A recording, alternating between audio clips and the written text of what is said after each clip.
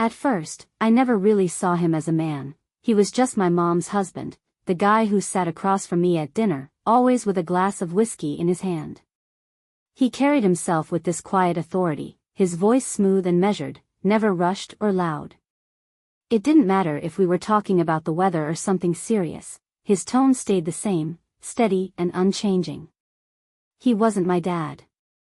I had a dad, though he was more like a ghost, a voice on the phone during his rare calls, a name scribbled on a birthday card that showed up once a year, always feeling impersonal and distant. But this man, Ethan, was different. He was the one who held our world together. He paid the bills on time, kept my mom's wild moods in check, and filled the house with this unspoken calm. He was my stepdad, but not in the way those fairy tales describe. He didn't try to boss me around or act like my buddy. He just existed in my life, like this silent, immovable force, always there, always watching, always restrained. For the longest time, I barely noticed him. Until one day, I did. The shift started the summer I turned 23, the same year my mom's marriage to Ethan began to fall apart. It happened slowly, almost imperceptibly, like old paint peeling off the walls of our penthouse. My mom had always been restless, constantly chasing something she could never quite name, whether it was a new business venture, a new lover, or yet another attempt to reinvent herself. This time, she'd thrown herself into a wellness retreat in Bali, her latest effort to find herself. It was supposed to last a month, but like all her plans, it stretched into 2. She left me behind with Ethan. I'd just graduated college, and in her eyes, I had nowhere else to go. "You'll be safer here," she said, but I knew the real reason. It was easier for her to control me if I stayed in the penthouse. So I stayed, and Ethan and I became reluctant roommates, sharing a space that felt way too big for just 2 people.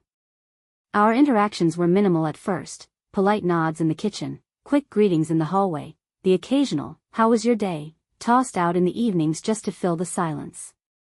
But over time, something changed. I started noticing him in ways I never had before. It began with the small things, little details that seemed insignificant at first. The way he'd loosen his tie when he got home, the tension in his shoulders as he scrolled through his phone, the way his voice dropped to this deeper, almost intimate tone during late-night business calls. He wasn't like the guys I knew. He was older, composed, always in control of himself. While the boys my age were out there scrambling for attention and validation, Ethan didn't seem to care if anyone noticed him at all. And that, I realized, was what made him impossible to ignore. Then came the night of the storm, the night everything changed. The city, usually so alive and buzzing, was drowning under a relentless downpour. Rain hammered against the windows, blurring the world outside into a watery mess. Thunder rumbled in the distance, low and menacing, while lightning split the sky in jagged streaks of white. I'd always loved storms, drawn to their wild, chaotic energy. They made the world feel alive, like anything could happen. But that night, the storm felt different. It wasn't just nature showing off, it felt alive, charged with this unsettling energy that mirrored something inside me. I was in my room, curled up in bed, lost in a book. The only light came from the dim glow of my bedside lamp, flickering in time with the storm's fury. Just as I was sinking into the quiet rhythm of the night, the power went out. The light died, and with it, the hum of the apartment disappeared. Darkness swallowed everything, thick and suffocating. I sat up slowly, the silence pressing in on me. I strained to hear something, anything, but there was only the steady beat of rain and the distant growl of thunder. And then I heard it, footsteps in the hallway. Slow, deliberate. It was Ethan. I could tell by the weight of his steps, the way his presence seemed to fill the space even before he knocked softly on my door. "You okay?" His voice was quiet, steady, barely audible over the storm. It hung in the air, heavy with concern. I hesitated, unsure of what to say. The silence stretched between us before I finally answered, my voice shaky. "Yeah, just, startled." There was a pause, and then he spoke again, this time with a hint of urgency. "Come downstairs." There's a generator in the study. I used to, he said quietly, as if reading my thoughts. When I was younger. Something in his voice made my pulse quicken, a subtle shift I couldn't ignore. Almost instinctively, I found myself asking, what changed? His gaze locked with mine, steady and unwavering, but there was an edge to it, something searching, something I wasn't sure I was ready to understand. You grow up, he replied, his voice low and distant, yet heavy with meaning. You realize some things shouldn't be left to chance. A thick silence settled between us, the air itself seeming to shift in the space we shared.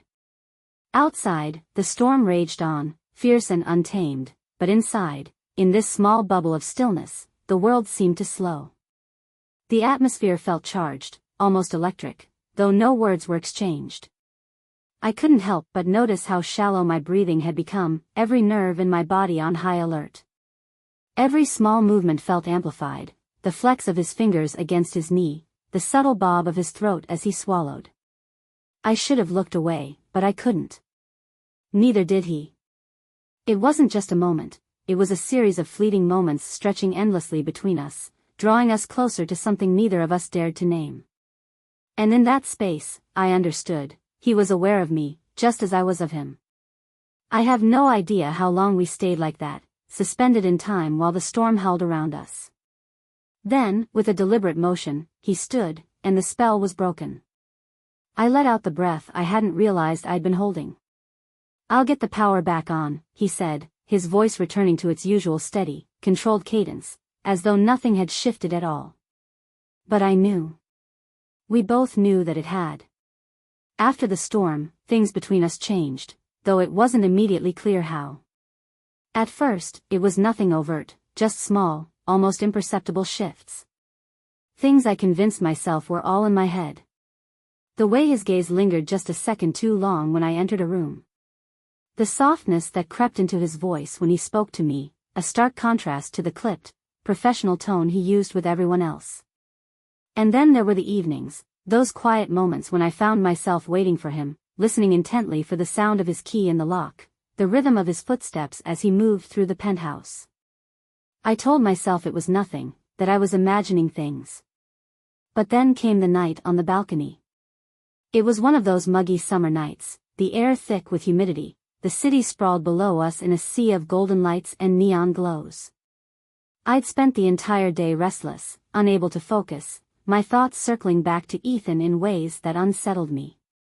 Needing a moment of clarity, I stepped out onto the balcony, welcoming the warm breeze against my skin.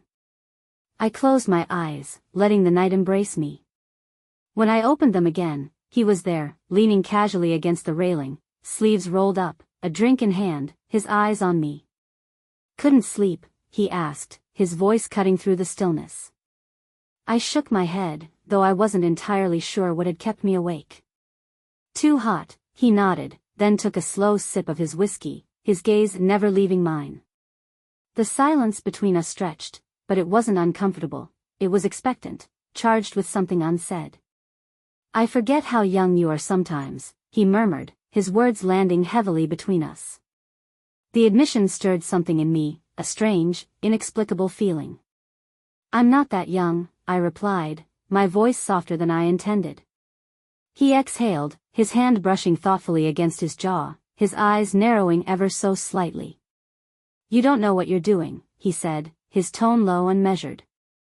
A pulse of heat rushed through me. And what is it that I'm doing? He didn't answer, but I could feel it in the way he looked at me, the way his hand tightened around his glass. He felt it too. I stepped closer, resting my hands on the cool metal railing, close enough that I could smell his cologne, feel the warmth of him in the space between us. He didn't move away. Dangerous, he said finally, his voice low. I tilted my head.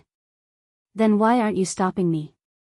His jaw tensed, and that was the moment I knew, if I touched him, he wouldn't push me away.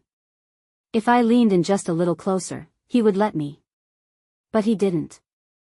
Instead, he exhaled sharply and stepped back, shaking his head as if to clear it. Go inside, he said, his voice tight. Before we do something we can't take back. I should have listened. I should have walked away. But I didn't. Instead, I let my gaze drag over him, his broad shoulders, his strong hands, the way his lips parted just slightly, like he was holding something back. I wanted to break him. But for now, I let him win. I turned, walking past him without another word, brushing against him just slightly as I did. I didn't look back, but I knew he was watching me. Something had shifted after that night on the balcony. Ethan started avoiding me, not in a way that was obvious to anyone else, but I felt it. He came home later than usual, spent more time in his office. The easy conversations we used to have turned clipped, restrained. But it wasn't distance, it was resistance. And I wanted to break it. The night it finally happened, it wasn't planned. Maybe that was why it felt inevitable. I'd been in the penthouse pool, floating on my back, the cool water lapping at my skin. It was late, past midnight, the city a glowing sprawl of light below. The water made me feel weightless. My body stretched out, bare beneath the water's surface, my mind drifting somewhere hazy, somewhere reckless. I didn't hear him at first, not until I pushed my wet hair back and opened my eyes, only to find him standing by the pool's edge, watching me. Ethan. My breath caught. He wasn't supposed to be home yet. For a moment, neither of us moved. The water lapped softly against my skin, droplets sliding down my shoulders, my chest. His gaze flickered there for the briefest second before he looked away, exhaling slowly. "Let me go," I whispered. His grip tightened. He was still fighting it, still pretending he was the composed man I'd always known. But I could feel his control slipping, unraveling with every second that passed. And then, finally, he exhaled sharply and let me go. I stepped back, my pulse a wild, unsteady thing. I expected him to say something, to tell me this was wrong, that it could never happen again. But he didn't. Instead, he just stood there, watching me, his breathing uneven, his fists clenched like he was keeping himself from reaching for me again. Ethan was still standing there, his chest rising and falling in uneven breaths, his hands curled into fists like he was trying to physically restrain himself. I could feel it, his hunger, his war, the battle between what he knew was right and what he wanted. What he wanted was me. I could see it in his darkened gaze, in the way his throat moved when he swallowed, in the way his eyes kept flickering to my lips. His hands had been on me moments ago, hot, possessive, unwilling to let go, and I wanted them back. I took a slow step forward. He didn't move. "Tell me to stop," I whispered. He said nothing. Another step. I was so close now, I could feel the heat of his body, smell the faint scent of whiskey and something deeper, something purely him. His breath was uneven, his lips slightly parted, his eyes locked onto mine like I was pulling him under. I reached for his wrist. He tensed. I dragged my fingertips up his forearm, slow and deliberate, feeling the strength beneath his skin, the way his muscles flexed beneath my touch. He was letting me. Wanting me. Still, he didn't move. He needed me to make this decision for him. So I did. I pressed myself against him, my bare skin meeting the crisp fabric of his shirt, still damp from the pool. I felt him inhale sharply, felt the rigidness of his body, his hesitation, right before it shattered completely. His hands were on me before I could take another breath, fierce, unrelenting. One curled around my waist, yanking me flush against him, the other tilting my chin up, forcing my gaze to meet his. His breathing was ragged, his pulse thumping against mine. "This is wrong," he rasped. I barely had time to whisper, "I don't care," before his mouth crashed onto mine. The world tilted. His lips were hot, desperate, nothing like I expected and everything I'd imagined. There was no hesitation, no slow build. He'd been holding back for too long, and now that he had me, he wasn't letting go. I gasped against his mouth, and that sound, that tiny, broken sound, seemed to undo him completely. His grip on my waist tightened, pulling me even closer, his fingers digging into my bare skin like he needed to memorize the shape of me, the feel of me. I was drowning in him, the heat of his mouth, the scent of him, the way his body pressed against mine, firm and solid and completely unforgiving. His hands roamed, fingers dragging over my back, my waist, learning me, claiming me. He tasted like whiskey and restraint snapped in two, like a man who had spent too long denying himself something he desperately craved. I let my fingers tangle in his hair, let my nails scrape against the back of his neck. He groaned into my mouth, the sound so deep and wrecked that it made my knees go weak. His grip tightened, holding me up, anchoring me to him like he couldn't stand the idea of letting go. And neither could I. I had imagined this moment 1,000 times, but nothing could have prepared me for the way he kissed me, the way he touched me, the way he devoured me like he'd been starving for me all along. Like he'd been waiting for this, for me. And I knew then, there was no turning back. The moment his lips met mine, everything else disappeared, the city outside, the weight of consequences, the voice in my head whispering that this was wrong. Because nothing about this felt wrong. Ethan was everywhere, his hands strong and commanding, pressing into my skin like he was memorizing the shape of me, his breath uneven and warm, fanning across my cheek, his body solid and unyielding, pulling me closer, closer, closer, until there was nothing left between us. His mouth moved against mine with a hunger I'd never felt before, a quiet desperation that sent a pulse of heat through me, making my pulse race. It wasn't soft or hesitant, it was raw, reckless, the kiss of a man who had tried to hold himself back for too long and was finally letting himself fall. A sharp gasp escaped my lips as his fingers tightened at my waist, lifting me, grounding me, consuming me. He groaned at the sound, his grip growing firmer, his body pressing harder into mine, as if he needed more, needed all of me. My hands moved of their own accord, sliding over the broad planes of his shoulders, fingers twisting into the fabric of his shirt.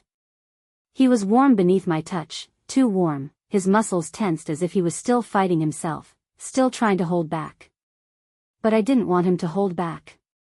I tilted my head, deepening the kiss, pushing against him, breaking him apart the way he had broken me.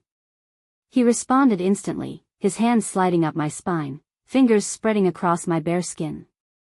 A shudder ran through me, my breath hitching, my body arching into his instinctively. And something in him snapped. 1 second, we were standing, the next, my back was pressed against the cool glass window of the penthouse, the city lights flickering behind me as his hands framed my face, holding me there, holding me still as he kissed me like he was losing himself in me. His mouth left mine only to trail lower, his lips brushing over my jaw, the curve of my throat, the barest graze of his teeth against my pulse point. I gasped, gripping his arms, my head falling back against the glass. Ethan, his name escaped before I could stop it, breathless and full of something I couldn't even name. He froze, his forehead resting against my shoulder, his breathing ragged. The moment stretched between us, thick with heat, unspoken words, and something deeper than either of us was ready to admit. Then, slowly, painfully, he pulled back. His eyes were dark, his expression unreadable, but I could see the war still raging inside him, the battle between what we had just done and what it meant. "This can't happen," he whispered, but his fingers were still on me, his body still pressed against mine, his breath still mingling with mine like fire. I reached up, cupping his face, forcing him to look at me. His control was slipping, his mask cracking. "It already has," I whispered. I should have felt shame, guilt, fear, something. But all I felt was him. His breath was heavy, his hands still gripping my waist as if he were caught between pushing me away and pulling me closer. He wanted me. I could feel it in the way his fingers trembled slightly against my skin, in the way his chest rose and fell in uneven breaths, in the way his gaze traced over my lips as if he was already imagining tasting me again. I lifted my hands, letting my fingertips ghost over his jaw, rough stubble, strong lines, heat. He shuddered beneath my touch. He wanted to stop. I could see it in his clenched jaw, the restraint carved into every rigid muscle of his body. But I also saw something else, the way his resolve was unraveling. So I whispered the one truth neither of us could escape: "You don't want to stop." His grip on me tightened, not hard, not forceful, but desperate. "I can't," he rasped. "You know that." I leaned in, brushing my lips just barely over his. Not quite a kiss, but a promise of one. He inhaled sharply, his entire body tensing, his fingers digging into my skin as if I was pulling him under. Then don't. A curse, a sharp exhale, and then he broke. His hands slid up my sides, dragging heat in their wake, his mouth finally claiming mine again. This time, it wasn't hesitant. It wasn't slow or careful or restrained. It was fire. Heat surged between us, a hunger that had been simmering too long finally spilling over. His lips moved against mine, deep and unrelenting, as if he was trying to imprint himself on me. His fingers tangled in my hair, tugging, tilting, taking. I gasped against him, and he groaned in response, swallowing the sound like it was something he had been waiting to hear. My hands slid down his chest, feeling the ridges of muscle beneath his shirt, warmth and strength and Ethan. His lips left my mouth, trailing across my jaw, down my throat, pressing open-mouthed kisses against my skin. My head fell back against the cool glass, his breath hot against my collarbone. The sharp contrast made me shiver. "Tell me to stop," he murmured against my skin. But I didn't. Instead, I reached for the buttons of his shirt, slowly, deliberately. My fingers grazed the heat of his skin beneath. He inhaled sharply, his hands gripping my hips, holding me still as if grounding himself. "I don't want you to," I whispered, my voice barely audible. He cursed under his breath, his forehead pressing against mine, his control hanging by a fragile thread. His fingers slid up my arms, tracing my bare skin with aching slowness. "You don't know what you're doing to me," he whispered. I smiled, small, knowing, wicked. "Yes, I do." A rough sound left him, somewhere between a growl and a groan, before his mouth crashed back onto mine. This time, there was no hesitation, no second guessing. There was only us. There was no stopping now.